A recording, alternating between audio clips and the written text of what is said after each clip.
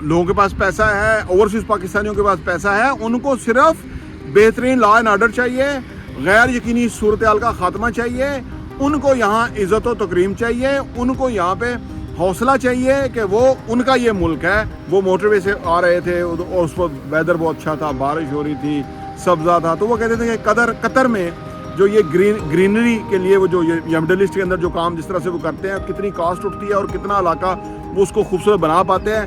یہ پورا پاکستان نیچرلی خوبصورت ہے. اپنے ملک کے اوپر یقین رکھیں, اپنے ملک کو جو ہے نا بیک کریں, اپنے ملک کو اون کریں.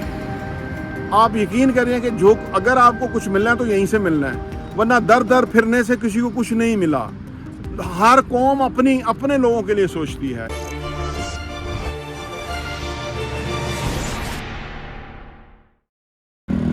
السلام علیکم رحمۃ اللہ وبرکاتہ. میرا نام احمد عقیل ہے, آپ دیکھ رہے ہیں پراپرٹی ویژن ٹی وی.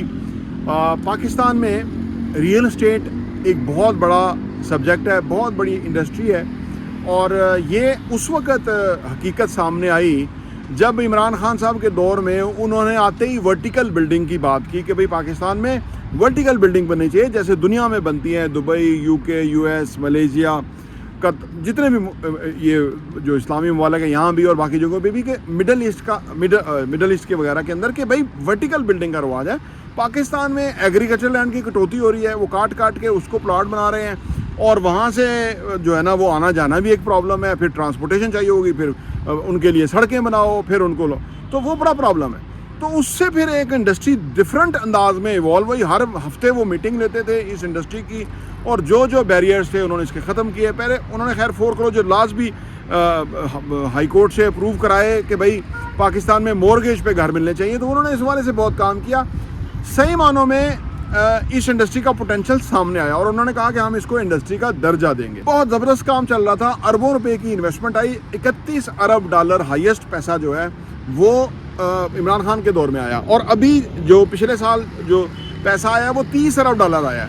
لیکن یہ $30 ارب اور وہ $31 ارب میں فرق یہ ہے کہ $125 آپ کا روپیہ ڈیویلیو ہو گیا تھا, جبکہ یہ $30 ارب پھر آیا. اس کا مطلب ہے کہ وہ اس حساب سے تو وہ کوئی $35-36 ارب تھا جو کہ آیا تھا.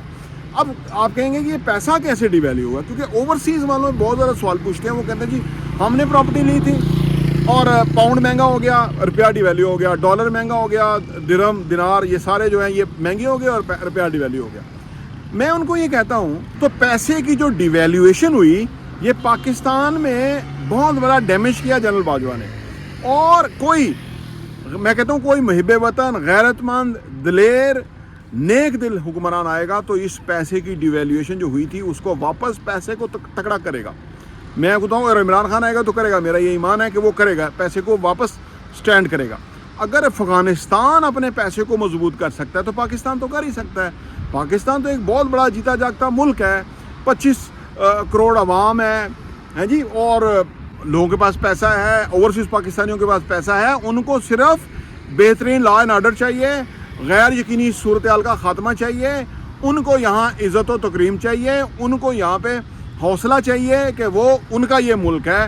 لیکن کچھ ایسی طاقتوں نے ان کو نہ صرف متنفر کیا پاکستان سے, اور پاکستان کا نقصان بھی کیا. تو یہ چیز اگر کوئی بھی آ کے نیک دل حکمران جو ہے یہ اس کو سالو کر دے گا تو پاکستان کا پیسہ, روپیہ واپس اپنی پوزیشن لے لے گا جو کہ اس کی پوزیشن ہے. ٹھیک ہے نا جی.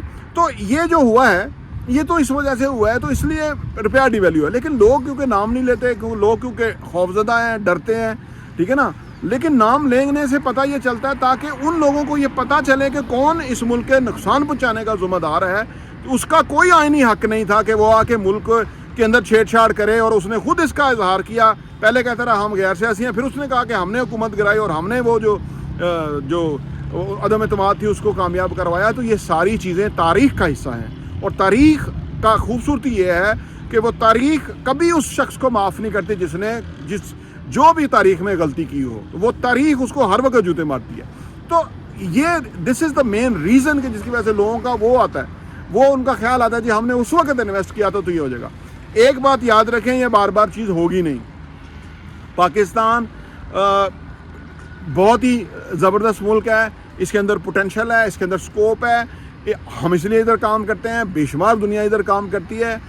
یہاں यहाँ थोड़ी सी चीज़ें चेंज कर दें, बेहतर कर दें, तो इससे अच्छा मुल्क दुनिया में कोई नहीं है।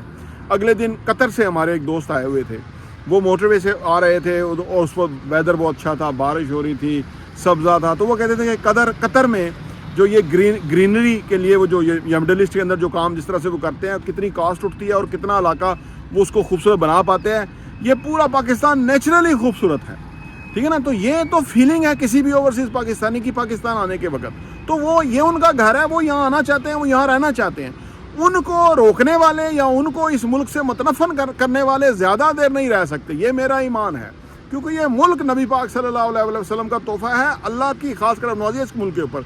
और जिसने इस मुल्क के साथ खलवाड़ किया, चाहे वो ज़ियाउल हक हो, कुछ मुशर्रफ हो, कुछ भी हो, उनका हशर आपके सामने ही है।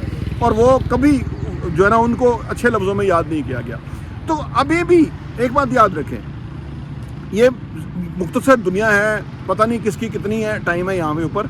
एक बात याद रखें, अपने मुल्क के ऊपर यकीन रखें, अपने मुल्क को जो है ना बैक करें, अपने मुल्क को ओन करें। आप यकीन करें कि जो अगर आपको कुछ मिलना है तो यहीं से मिलना है, वरना दर दर फिरने से किसी को कुछ नहीं मिला। हर कौम अपने लोगों के लिए सोचती है, इसलिए हमने अपने मुल्क के लिए सोचना है और इसकी बेहतरी के लिए हमने काम करना है। प्रॉपर्टी टीवी देखने का बहुत बहुत शुक्रिया।